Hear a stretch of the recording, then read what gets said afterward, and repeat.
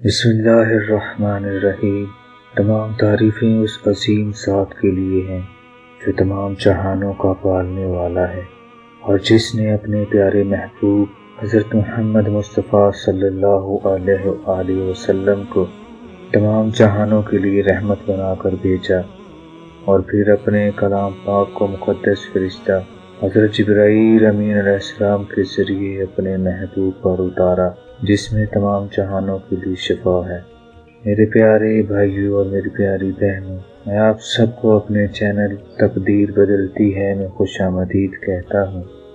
میں آپ سب کی یہ خواہشات کو مد نظر رکھتے ہوئے ایک وظیفہ لے کر حاضر ہوا ہوں۔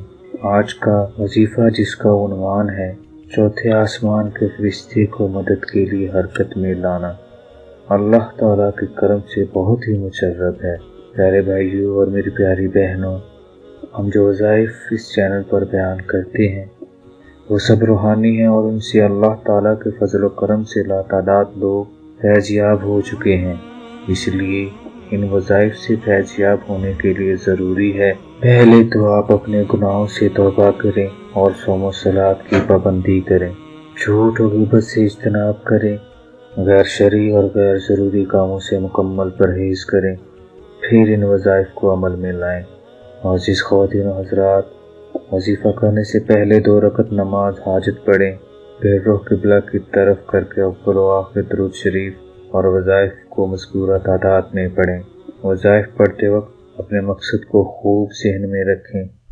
وظیفہ کرتے وقت الفاظ کے اعراب کا مکمل طور پر دھیان رکھیں۔ بعد میں اپنے مقصد کی کامیابی کے لیے اللہ تعالیٰ کے حضور عاجزی اور انکساری کے ساتھ دعا کریں۔ ہمارے تمام وظائف قرآن حدیث کی روشنی میں ہیں۔ میرے پیارے بھائیوں اور میری پیاری بہنوں، ویڈیو میں آگے بڑھنے سے پہلے میری آپ سے التجا ہے کہ ہمارے چینل تقدیر بدلتی ہے کو سبسکرائب کر لیں اور بیل کے بٹن کو پریس کریں تاکہ ہماری آنے والی نئی ویڈیوز آپ تک بذریعہ لنک پر وقت پہنچتی رہیں۔ حضرت انس بن مالک رضی اللہ تعالیٰ عنہ فرماتے ہیں کہ حضور صلی اللہ علیہ وآلہ وسلم کے ایک صحابی کی کنیت ابو معلق تھی، اور وہ تاجر تھے، اپنے اور دوسروں کے مال سے تجارت کیا کرتے تھے۔ وہ بہت عبادت گزار اور پرہیزگار تھے۔ ایک مرتبہ وہ سفر میں گئے، انہیں راستے میں ایک ہتھیاروں سے مسلح ڈاکو ملا۔ اس نے کہا، اپنا سارا سامان یہاں رکھ دو، تمہیں قتل کر دوں گا۔ اس صحابی نے کہا، تم نے مال لینا ہے وہ لے لو۔ ڈاکو نے کہا، نہیں، میں تو تمہارا خون بہانا چاہتا ہوں۔ اس صحابی نے کہا، مجھے ذرا مہلت دو، میں نماز پڑھ لوں۔ ڈاکو نے کہا، جتنی پڑھنی ہے پڑھ لو۔ چنانچہ صحابی نے وضو کر کے نماز پڑھی اور یہ دعا 3 مرتبہ مانگی، یا ودود یا ذل عرش المجید یا فعالا لما یرید، اسألک بعزتک التي لا ترام وملکک الذی لا یسام وبنورک الذی ملأ ارکان عرشک ان تکفینی شر ھذا اللص یا مغیث یا اغثنی۔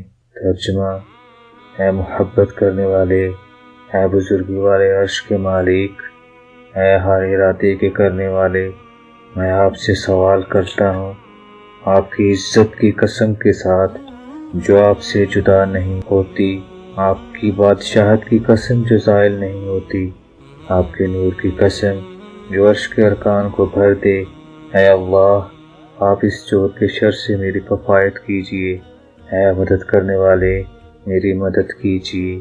تو اچانک ایک گھوڑ سوار نمودار ہوا جس کے ہاتھ میں ایک نیزہ تھا، جسے اٹھا کر اس نے اپنے گھوڑے کے کانوں کے درمیان بلند کیا ہوا تھا۔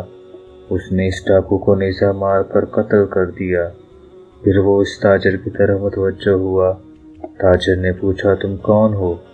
اللہ نے تمہارے ذریعے میری مدد فرمائی ہے۔ اس نے کہا، میں چوتھے آسمان کا فرشتہ ہوں۔ جب آپ نے پہلی مرتبہ دعا کی تو میں نے آسمانوں کے دروازوں کی کھڑکھڑاہٹ سنی۔ جب آپ نے دوبارہ دعا کی تو میں نے آسمان والوں کی چیخ و پکار سنی۔ پھر آپ نے تیسری مرتبہ دعا کی تو کسی نے کہا، یہ ایک مصیبت زدہ کی دعا ہے۔ میں نے اللہ تعالیٰ کی بارگاہ میں عرض کیا کہ اس ڈاکو کو قتل کرنے کا کام میرے ذمہ کریں۔